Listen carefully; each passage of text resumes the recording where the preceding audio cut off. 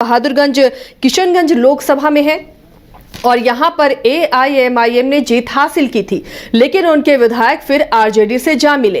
तो अब यहां पर क्या एआईएमआईएम का ही वो वर्चस्व नजर आएगा, या जब यहां के विधायक आरजेडी चले गए हैं तो आरजेडी यहां पर झंडा गाड़ेगी? यहां पर इस सीट का मिजाज क्या रहा है, रंजन जी से समझेंगे। रंजन जी, बहादुरगंज की सीट कितनी अहम इस बार हो जाती है जब पिछली बार एआईएमआईएम के कैंडिडेट ने यहां जीत हासिल की थी? देखिए, अगर मैं ये कहूं कि बहादुरगंज की सीट जो है अब हॉट सीट बन गई है तो गलत नहीं होगा, क्योंकि जब सीमांचल में जो है वो सभा करने की बात हुई, मीटिंग करने की बात हुई, तो असदुद्दीन ओवैसी जो कि एआईएमआईएम के सदर हैं, उन्होंने जगह कौन सी चुनी? बहादुरगंज।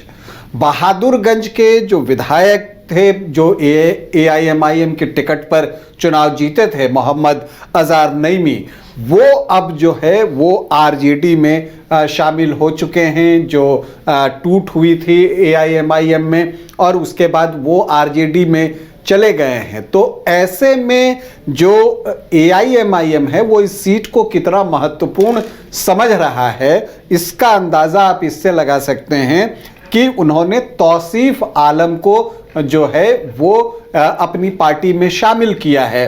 पहले वो हैदराबाद में जाकर पार्टी में शामिल होते हैं और उसके बाद जब बहादुरगंज में ओवैसी की सभा होती है तब वहां पर जो है वो एक बार फिर से ओवैसी के साथ मंच पर दिखते हैं और घोषणा भी हो जाती है कि एआईएमआईएम के कैंडिडेट तौसीफ आलम ही होंगे। तौसीफ आलम 4 बार यहां से विधायक रह चुके हैं, 3 बार कांग्रेस के टिकट पर और 1 बार निर्दलीय भी उन्होंने यहां पर चुनाव जीता है। लेकिन एक सवाल जो एआईएमआईएम के सामने है वो ये है कि जब 2020 में एआईएमआईएम ने बहादुरगंज की सीट पर जो है वो पतंग उड़ाई थी, तो उस वक्त जो उनका विरोध था वो तौसीफ आलम को लेकर ही था। उस समय वो कांग्रेस के प्रत्याशी थे। तो ऐसे में कुछ नाराजगी जो है एआईएमआईएम की तरफ दिखती है। लेकिन ये भी बात है कि ओवैसी ने ये सभा करके माहौल को बदलने की कोशिश की है और उनकी कोशिश है कि वो एक ऐसी हवा चलाएं जिसमें जो है उनकी पतंग बहादुरगंज में उड़ सके। इसकी पूरी तैयारी जो है असदुद्दीन ओवैसी ने की और जो उनकी सभा हुई, बहुत ही वो अक्सर तर्कपूर्ण बातें करते हैं और जिस तरह से उन्होंने बातें की, वो जेडीयू, बीजेपी, चिराग पासवान, उपेंद्र कुशवाहा सब पर हमलावर दिखे, क्योंकि सीमांचल में वक्फ बिल जो है वो एक बड़ा मुद्दा बन चुका है और ये बातें आरजेडी भी समझ रहा है। यही वजह है कि आरजेडी भी जो है यहां पर जाकर मनोज झा ने वक्फ विरोध में जो रैली हुई उसको किशनगंज में जो है वो संबोधित किया था। तो आरजेडी भी जान रहा है कि सीमांचल में वक्फ बड़ा मुद्दा है।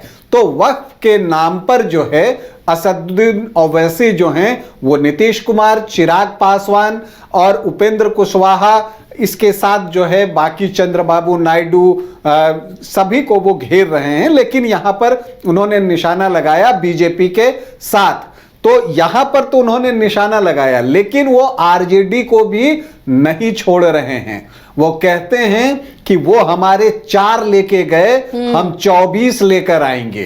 तो जब ये बातें वो कहते हैं तो वो लोगों को एक विश्वास दिलाना चाहते हैं कि जो उनकी पार्टी है इस बार सीमांचल में और अन्य जगहों पर बेहतर प्रदर्शन करेगी। और देखिए, उनकी बातों से साफ झलकता है कि जो एआईएमआईएम के विधायक टूट कर आरजेडी में गए थे, इस बात को उन्होंने दिल पर लिया है और वो तलखी उनकी बातों में साफ झलकती है। क्योंकि जो अगली लाइन उन्होंने कही कि 4 गए हैं 24 लेकर आएंगे, और उसके बाद उन्होंने जब ये कहा कि फिर वही लोग अख्तरुल ईमान, और उन्होंने तौसीफ आलम का नाम लेते हुए कहा कि इनके दरवाजे आएंगे। उस शब्द का मैं प्रयोग नहीं कर रहा हूं, लेकिन उन्होंने एक तरह से कहने की कोशिश की कि वो मदद मांगने आएंगे। तो ये चीजें जो है कहकर उन्होंने एक हवा बनाने की पूरी कोशिश जो है वो सीमांचल में की है बहादुरगंज के जरिए। अब देखिए, यहां पर उन्होंने सारे सवालों के जवाब दिए। उन्होंने कहा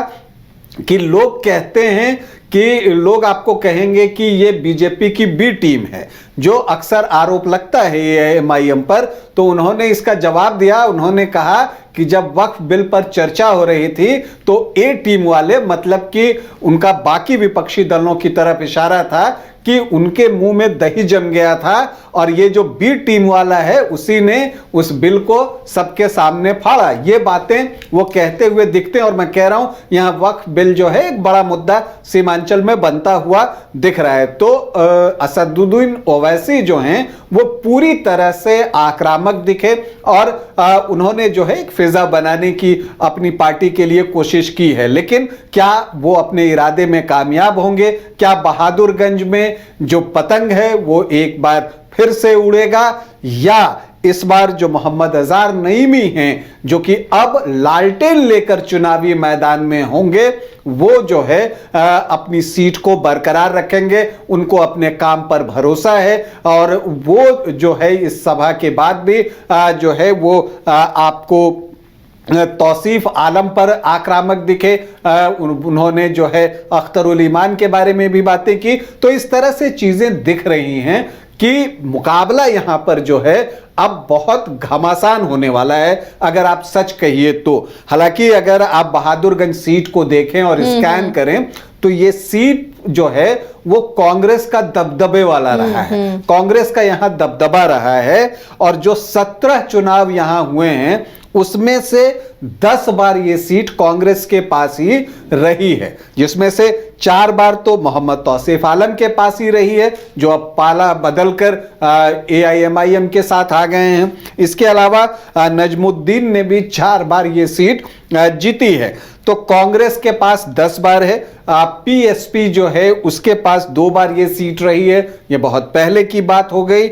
इसके अलावा जनता पार्टी ने 1 बार ये सीट जीती है, जनता दल को 1 बार ये सीट मिली है। एआईएमआईएम भी ये सीट जीतने में सफल रहा था, लेकिन अब वो आरजेडी में चले गए हैं अजहर नईमी। इसके अलावा निर्दलीय 1 बार जीता है, और दिलचस्प ये कि सीट पर 1 बार बीजेपी को भी सफलता मिली है। वो साल था 1995, और उस वक्त जो है अवध बिहारी सिंह बीजेपी के प्रत्याशी थे, और उन्होंने एक क्लोज फाइट में जीत हासिल की थी। 1000 से कम का मार्जिन था, 779 वोटों का, और तब उन्होंने यहां पर जीत हासिल की थी। लेकिन उस समय मल्टी कॉर्नर फाइट हुआ था, इसका लाभ भी उनको मिला था। तो एक दिलचस्प मुकाबला बहादुरगंज में इंतजार कर रहा है।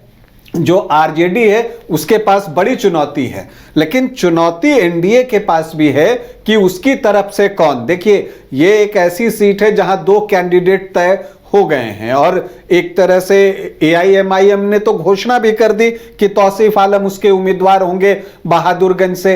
अब चूंकि अजहर नईमी जो है वो आरजेडी में गए हैं, तो नेचुरली उनका जो है टिकट पक्का है।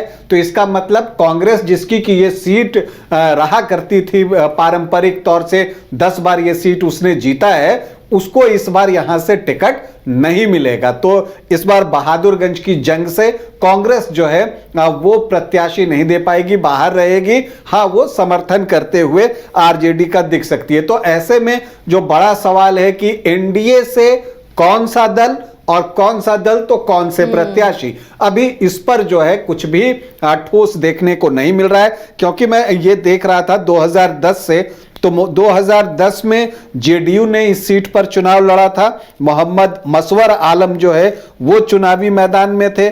तो 2015 में जब गठबंधन में ये सीट कांग्रेस को गई थी, तब बीजेपी से अवध बिहारी सिंह चुनावी मैदान में उतरे थे। वही अवध बिहारी सिंह जिन्होंने 1995 में जीत हासिल की थी बहादुरगंज में, और 2020 में वीआईपी को यह सीट दी गई थी गठबंधन में, और तब लखन लाल पंडित जो है वो इस चुनावी मैदान में बहादुरगंज के उतरे थे।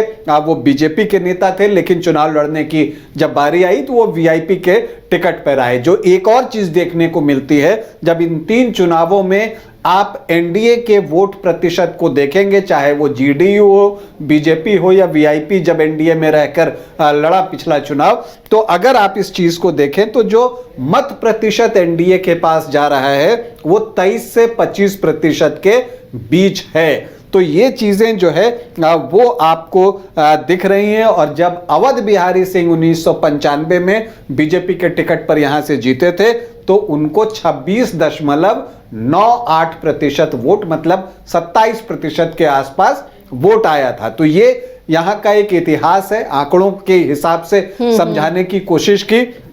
लेकिन यहाँ पर जो अजार नईमी हैं उनकी भी पूरी कोशिश होगी कि वो सीट को रिटेन करें। और इसमें कोई इनकार नहीं कर सकता कि तेजस्वी यादव, लालू यादव और जो पूरी पार्टी है वो बहुत मजबूती से यहाँ चुनौती पेश करेगी। लेकिन यहाँ पर जो असदुद्दीन ओवैसी हैं, इसके अलावा अख्तरुल ईमान जो कि राज्य में जो है वो सदर हैं अपनी पार्टी के, इनका पूरा जोर होगा कि ये सीट किसी भी हालत में नहीं जाना चाहिए, क्योंकि अजार नईमी ने पार्टी से चुनाव जीतकर दल बदल लिया है। लेकिन एक और दिलचस्प बात है कि दल बदलने की जब बात आती है तो जो कोचाधामन के विधायक हैं मोहम्मद इजहार अस्फी, हमने उस पर एक प्रोग्राम भी किया था, तो उन्होंने भी दल बदला था। और आपको ये जानकर आश्चर्य होगा कि जब वो AIMIM के टिकट पर पिछला चुनाव जीते थे तो तौसीफ आलम कांग्रेस के टिकट पर बहादुरगंज से लड़े थे। ये मैं इसलिए बता रहा हूं